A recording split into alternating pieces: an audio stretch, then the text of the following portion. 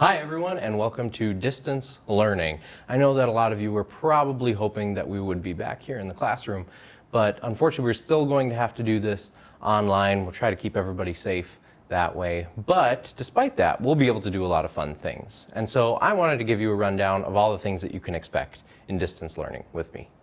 One way to stimulate your brain is to engage with my weekly puzzler. Now, the puzzler is taken from one of my favorite radio shows called Car Talk, and they do a weekly puzzler.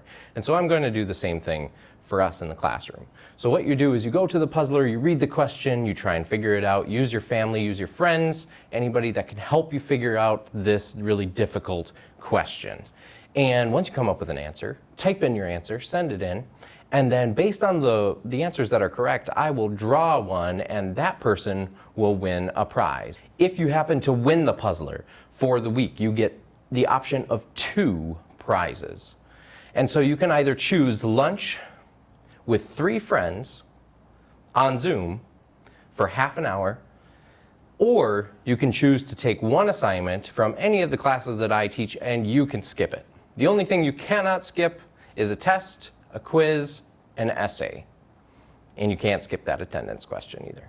So if you're looking for a way to comment with your friends in the classroom or just engage with them, but in written form, on the Google Classroom each week I post a weekly debate question. And so you read through the debate question, and then you choose a side, and then you try to defend your answer.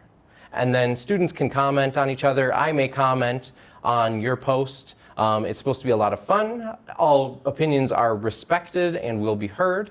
And it's very interesting for us to discuss during our homeroom meetings. On the Google Classroom, I will have a bunch of challenges for you too.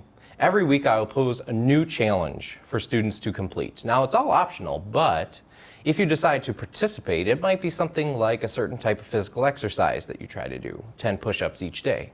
Or it might be you write a couple pages of fan fiction from your favorite novel, like a couple extra pages of Harry Potter. So those kinds of challenges that are optional, but then you'll be able to come back into our homeroom meeting and share what you've done and see what your classmates have done with their time as well.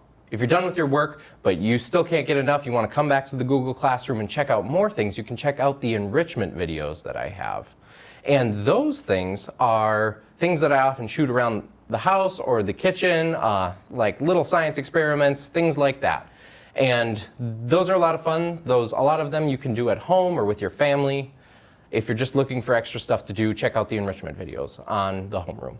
Last year I created a small mini-series called Mr. It's Does Online Learning, and some of you may have already seen some episodes from it.